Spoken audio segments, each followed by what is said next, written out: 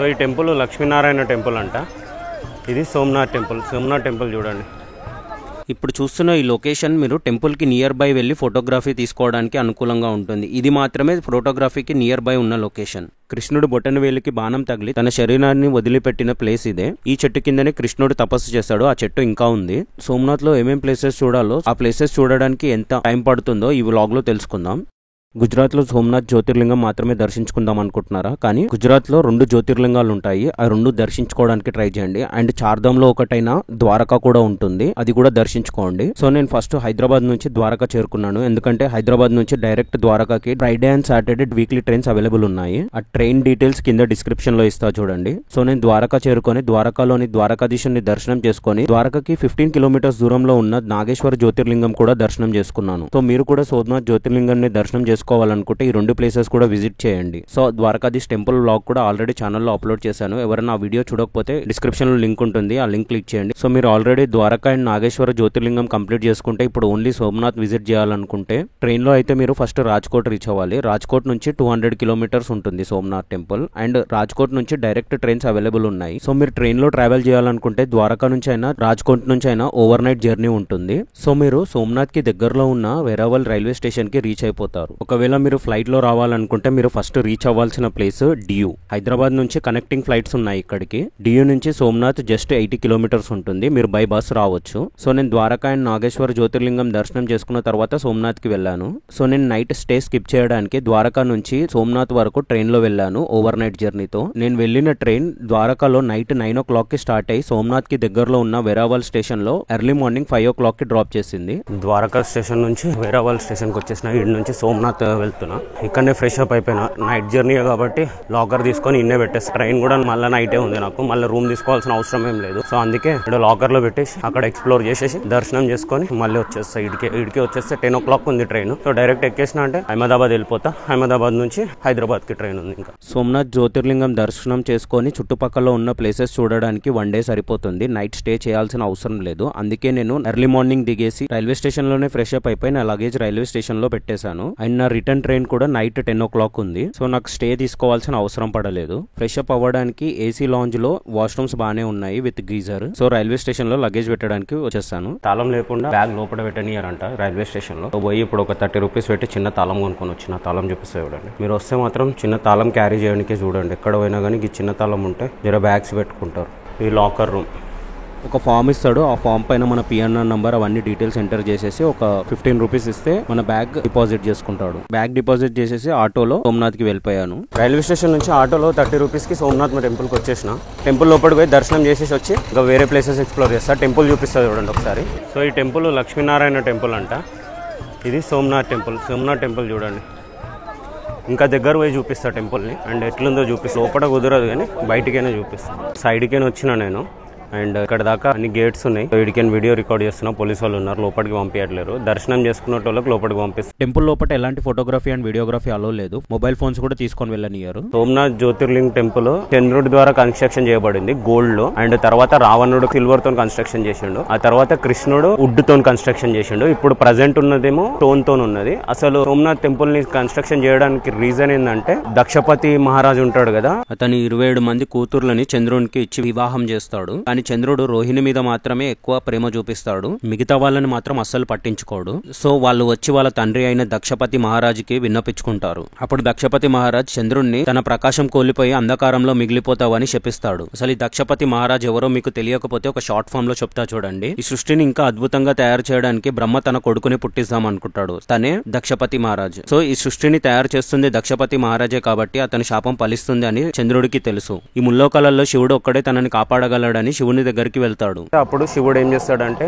జడలో పెట్టుకుని ఆయనకు అక్కడ స్థానం ఇస్తాడు. కానీ ఈ సృష్టిని క్రియేట్ చేస్తుంది దక్షపతి మహారాజే కాబట్టి తన శాపం వృధాగా పోకుండా, తన ప్రకాశాన్ని మొత్తం కోల్పోకుండా 15 రోజులు ప్రకాశం కోల్పోయి 15 రోజులు ప్రకాశంగా ఉంటాడని వరమిస్తాడు. అప్పుడు చంద్రుడు ఈ టెంపుల్ ని కన్స్ట్రక్షన్ చేసి ఇక్కడ పూజిస్తాడు. సో ఈ టెంపుల్ కి సోమనాథ్ అనే పేరు ఎందుకు వచ్చిందంటే సోమ అంటే చంద్రుడు అని అర్థం, నాథ్ అంటే దేవుడు అని అర్థం. సోముడు ఆదరించే నాథుడు కాబట్టి సోమనాథ్ అని అంటారు. సో ఈ టెంపుల్ ఎన్నో సార్లు అటాక్స్ కి గురైంది. అయిపోయింది. మొహమ్మద్ గాజీ 1025 లో ఒకసారి అటాక్ చేశాడు, దాని తర్వాత మళ్ళీ రీబిల్డ్ చేశారు, అండ్ తర్వాత మళ్ళీ అటాక్ చేశారు, దాని తర్వాత మళ్ళీ రీబిల్డ్ చేశారు. ఇట్లా చాలా సార్లు అటాక్ చేయడం మళ్ళీ రీబిల్డ్ చేయడం అయ్యింది. ఔరంగజేబ్ కూడా దీన్ని కూల్చేసిండు, బట్ మళ్ళీ రీబిల్డ్ చేశారు. సర్దార్ వల్లభాయ్ పటేల్ గారు 1951 లో ఇప్పుడున్న టెంపుల్ ని కన్స్ట్రక్షన్ చేశారు. ఇప్పుడు ఏదైతే మనం టెంపుల్ చూస్తున్నామో అది సర్దార్ వల్లభాయ్ పటేల్ వారు కన్స్ట్రక్షన్ చేసింది. ఈ టెంపుల్ దర్శనం చేసుకుని వచ్చి చూపిస్తాయని చుట్టుపక్కల. సో ఇది లోపల సోమనాథ్ జ్యోతిర్లింగం, దర్శించుకోండి. ఇది సోమనాథ్ జ్యోతిర్లింగాన్ని అలంకరించిన తర్వాత ఈ జ్యోతిర్లింగం 2 feet వెడల్పు, 3 feet హైట్ ఉంటుంది. ఈ టెంపుల్ లోపల నుంచి చాలా అద్భుతంగా ఉంటుంది. ఒక్కసారైనా జీవితంలో దర్శించుకోవాలనేటట్లు.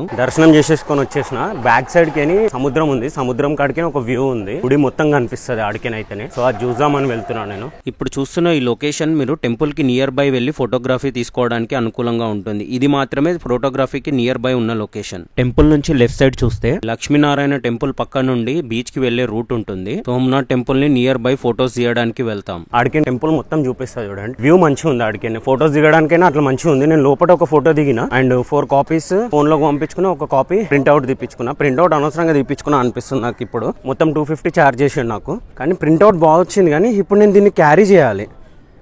ఎంత బాగా వచ్చింది చూడండి, ఇదంతా క్యారీ చేయాలి నేను. ఇప్పుడు ఈ రోజు మొత్తం దీన్ని పట్టుకొని తిరగాలి, ఎందుకంటే నా దగ్గర బ్యాగ్ లేదు. సో నేను బ్యాగ్ లేకుండా దీన్ని అంతా ఇట్లా చేతిలో పట్టుకునే తిరగాలి. అండ్ వ్లాగింగ్ సెటప్ ఇవంతా ఉంటది కదా, అందుకే దమ్దమ్ అవుతుందేమో అనిపిస్తుంది. అండ్ వ్యూ పాయింట్ చూడండి, బ్యాక్ సైడ్ వస్తుంది ఓషన్ వ్యూ పాయింట్ అని ఉంటుంది. వ్యూ పాయింట్ దగ్గరకు వచ్చి రైట్ సైడ్ నడుచుకుంటూ వెళ్ళిపోతే సోమనాథ్ టెంపుల్ ఉంటది కదా, దాని దగ్గర దాకా వెళ్తారు.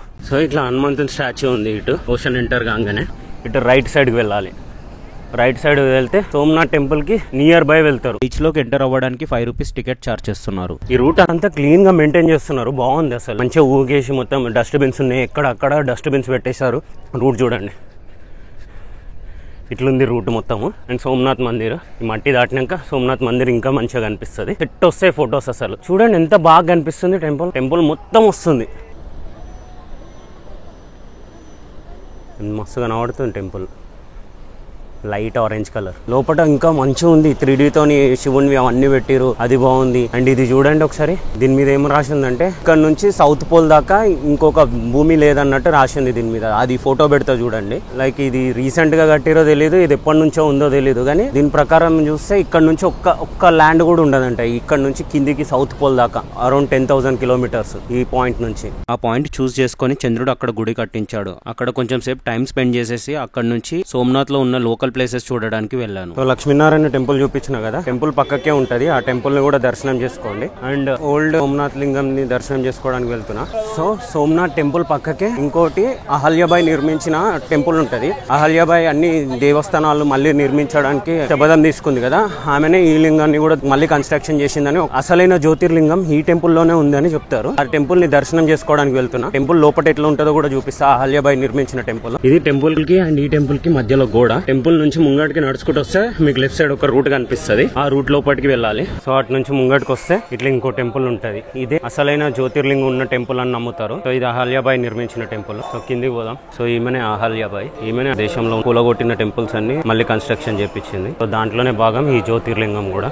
సో ఇది సోమనాథ్ లో ఉన్న ఇంకో జ్యోతిర్లింగం, దర్శించుకోండి. ఈ జ్యోతిర్లింగాన్ని మీరు ముట్టుకొని స్వయంగా అభిషేకం చేయొచ్చు, కానీ ఈ టెంపుల్లో ఉన్న సోమనాథ్ లింగాన్ని మీరు దూరంకెనే దర్శించుకోవాలి. మీరు తీసుకెళ్లిన అభిషేకం వాటర్ అక్కడ ఇస్తే వాళ్ళు దాంట్లో వేసేస్తారు. సో అవే డ్రాప్స్ గా పడతాయి, అలా మీ అభిషేకం అవుతుంది. సో సోమనాథ్ వెళ్తే ఈ 2 లింగాలు దర్శించుకోండి. దర్శనం అయిపోయింది. ఈ టెంపుల్ లో శివుడు 2 feet హైట్, 1 feet వెడల్పు ఉన్నాడు. ఆ మెయిన్ టెంపుల్ ఏదైతుందో దాంట్లో 3 feet హైట్, 2 feet వెడల్పు చాలా పెద్ద ఉంది. ఇది ఓల్డ్ టెంపుల్, ఇదే మెయిన్ జ్యోతిర్లింగం అని చెప్తారు. సోమనాథ్ టెంపుల్ దర్శనాలు అయిపోయినాయి. ఫొటోస్ ఎలా ఉన్నాయో చూసిరు కదా. అండ్ ఇప్పుడు ఇక్కడ లోకల్ లో కొన్ని ప్లేసెస్ ఉంటాయి చూడడానికి. ఆ ప్లేసెస్ చాలా ఇంపార్టెంట్, ఎందుకంటే కృష్ణుడికి బాణం తగులుతుంది కదా బొటన్ వేల్ కి. ఆ టెంపుల్ ఇక్కడనే ఉంటది సోమనాథ్ లోనే. ఆ టెంపుల్ విజిట్ చేయడానికి ఆటో మాట్లాడుకున్నా, షేరింగ్ లో 200 ఏమో పడుతుంది పర్ పర్సన్.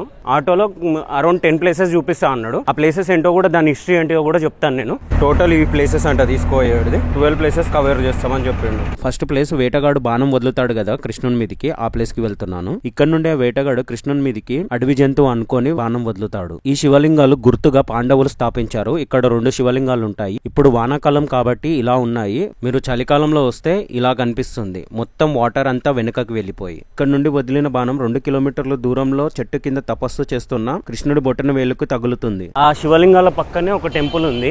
గణేశుడు అండ్ శివలింగం టెంపుల్ ఉంటదంట. ఇక్కడ వినాయకుడు స్వయంభూ వినాయకుడు అంట.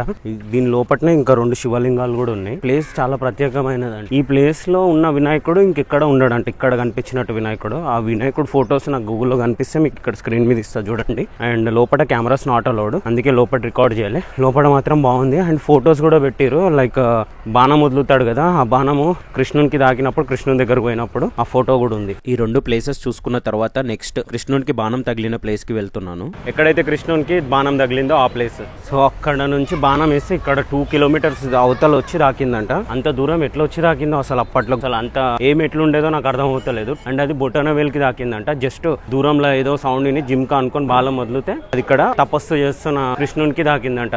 ద్వారక శాపం ఉంటది కదా, శాపం మొత్తం తగిలినాక ఇక ద్వారకను వదిలేసి వచ్చి ఇక్కడ తపస్సు చేసుకుంటూ ఉంటాడు. ఇప్పుడు ఈ బాణం తగిలి ఇక్కడనే మృతి చెందుతాడు. కృష్ణునికి వాళ్ళ మేనమామ దగ్గర నుంచి ఒక వరం ఉంటది, కంసుడి దగ్గర నుంచి. ద్వంద్వ యుద్ధానికి పిలిచినప్పుడు నువ్వేం కావాలో కోరుకో అని అంటే, నా మరణము ఎవరు ఎక్స్పెక్ట్ చేయనట్టు అవ్వాలి అని కోరుకుంటాడు. సో అందుకే మొటన వేలికి బాణం దాకి చనిపోరు కదా. సో ఇక్కడ ఉంది చూడండి కృష్ణుడు అండ్ బాణం వేసిన ఆయన. నా పేరు నాకు గుర్తుకు రావట్లేదు, చెప్తాను. ఆ చెట్టు ఇంకా అట్లనే ఉంది. ఈ చెట్టు కింద కూర్చొని తపస్సు చేస్తుండంట. బొటన వేలికి తాకింది అది. సో మొత్తం టెంపుల్ ఇది.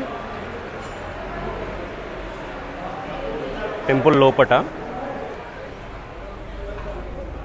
చాలా పెద్దగా ఉంది టెంపుల్. ఈ ప్లేస్ నుంచి ఇంకో 2 కిలోమీటర్స్ ప్రయాణించి కృష్ణుడు తన శరీరాన్ని వదిలేస్తాడు. ఆ ప్లేస్ కి వెళ్దాం. సో బాణం తగులుతుంది కదా, ఆ బాణం తగిలినాక కృష్ణుడు కొంచెం దూరం ప్రయాణిస్తాడు ఆ బాణం తగిన ప్లేస్ కి. సో ఆ ప్లేస్ ఈ ప్లేస్ అది. సో ఇక్కడికి వచ్చిన తర్వాత కృష్ణుడు తన శరీరాన్ని వదిలిపెడతాడు.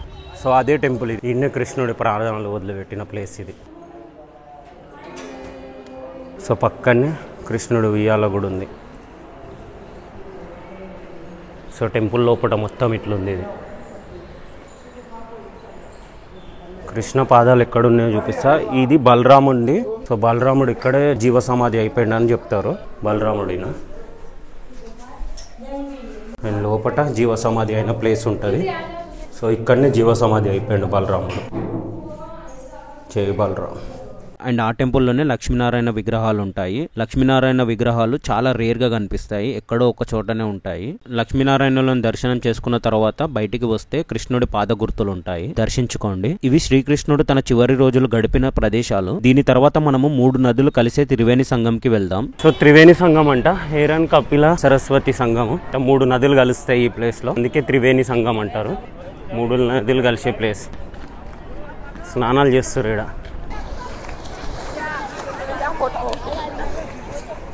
త్రివేణి సంగం నుంచి వ్యూ మస్తుంది. సముద్రం అక్కడ ఉంది, ఇక్కడ 3 నదులు కలుస్తున్నాయి. అందుకే దీన్ని త్రివేణి సంగం అంటారు. ఆ నదుల పేర్లు హేరన్, కపిల, సరస్వతి నదులు. త్రివేణి సంగం ఆపోజిట్ సైడే ఆదిశంకరాచార్యులు తపస్సు చేసిన గృహాలుంటాయి. ఆ గృహాలను దర్శించుకుందాం రండి. సోమనాథ్ ఆలయంని సందర్శించినప్పుడు ఆదిశంకరాచార్యులు ఈ గృహాలలో తపస్సు చేశారు. లోపలికి ఎంటర్ కాగానే ఎక్కడెక్కడ ఏ జ్యోతిర్లింగాలు ఉన్నాయో ఇక్కడ మెన్షన్ చేశారు చూడండి. అండ్ ఈ చిన్న దారిలో గృహ లోపలికి వెళ్ళాలి. ఆదిశంకరాచార్యులు దర్శించుకోండి. ఆదిశంకరాచార్యుల గుడి పక్క నుంచి బ్యాక్ సైడ్ కి వెళ్తే ఈ సన్ టెంపుల్ కనిపిస్తుంది. దీని పక్కనే ఒక బావి అండ్ ఇంగ్లాజ్ దేవి టెంపుల్ ఉంటుంది. ఇంగ్లాజ్ దేవి మీకు తెలుసు కదా, పాకిస్తాన్ లో ఉంటుంది. అండ్ ఇక్కడ ఇంకో రిప్లికా ఉంటుంది. ఇంగ్లాజ్ దేవిని దర్శించుకోవడానికి ఇట్లా గృహ లోపలికి ఉంది. ఎట్లా ఉన్నాయి చూడండి, మొత్తం టైల్స్ వేసినారు. కానీ ఇదంతా ఒక గృహ. ఆ గృహలో ఒకటే మనిషి పడతారు. ఒక మనిషి పోతే ఇంకో మనిషి పోవడానికి ఉండదు. అండ్ లోపల ఎలా ఉందో కూడా చూపిస్తారు చూడండి. అండ్ ఈ గృహాలని పాండవ గృహాలు కూడా అంటారు, ఎందుకంటే పాండవులు వనవాసం చేసేటప్పుడు ఈ గృహాలు సందర్శించారు. ఈ చిన్న దాంట్లోకే వచ్చినాము అండ్ ఇట్లకే వెళ్ళాలి. ఎంత దారి ఉంది చూడండి, చిన్న దారి, నిలవడానికి కూడా లేదు.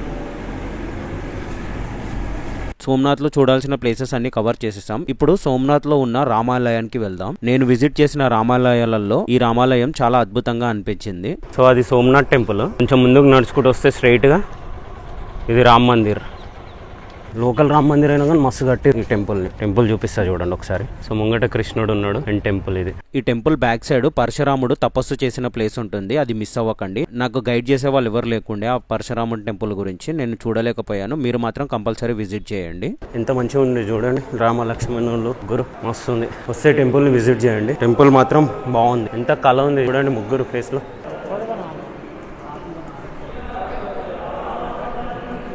పెద్ద ఉన్నాయి మూర్తులు, 4 feet ఉంటాయి ఈజీగా. సో ఈ టెంపుల్ పక్కకే ఒరిజినల్ రుద్రాక్షలు అమ్ముతున్నారు. రుద్రాక్ష కాయలు మనం ముంగట్నే క్లియర్ చేసి ఇస్తాడంట. సో అవి చూపిస్తా చూడండి ఒకసారి. అండ్ రామ్ మందిర్ పక్కకే రుద్రాక్షలు పెట్టినాడు. 100కి 3 ఇస్తాడంట. సో ఇవి ఒరిజినల్ రుద్రాక్ష.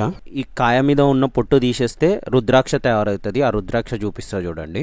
సో ఇది తీసుకుంటున్నా నేను ఒకటి. ఇది సాఫ్ చేసి ఇస్తాడంట.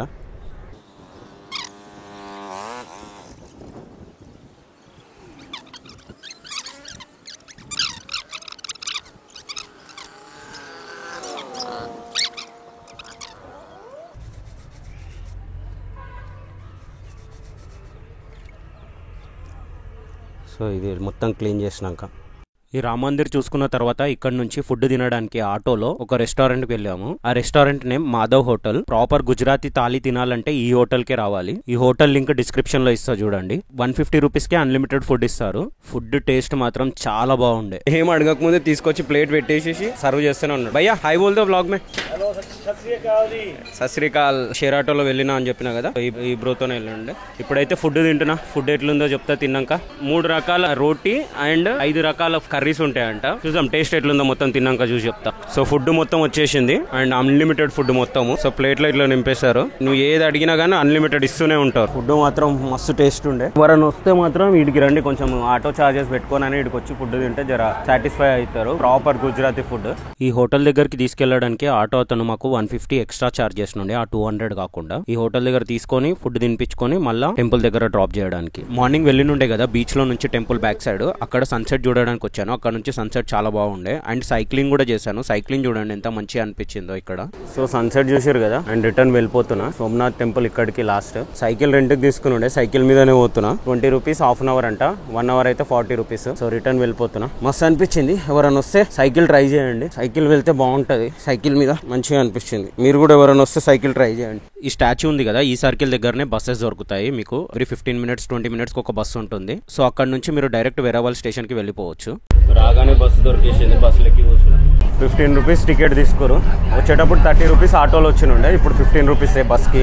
సో వేరావల్ రైల్వే స్టేషన్కి వెళ్తున్నా. ఆడ నుంచి అహ్మదాబాద్కి స్టార్ట్ అయిపోతాయి ఇంకా. సో వ్లాగ్ చూసారు కదా, వ్లాగ్ నచ్చింది అనుకుంటున్నాను. వీడియో నచ్చితే లైక్ చేయండి. ఛానల్కి ఫస్ట్ టైం విజిట్ చేస్తే ఛానల్ సబ్స్క్రైబ్ చేసుకోండి అండ్ కామెంట్ చేయండి వ్లాగ్ ఎలా ఉందో. మీ ప్రతి కామెంట్కి నేను రిప్లై ఇస్తాను.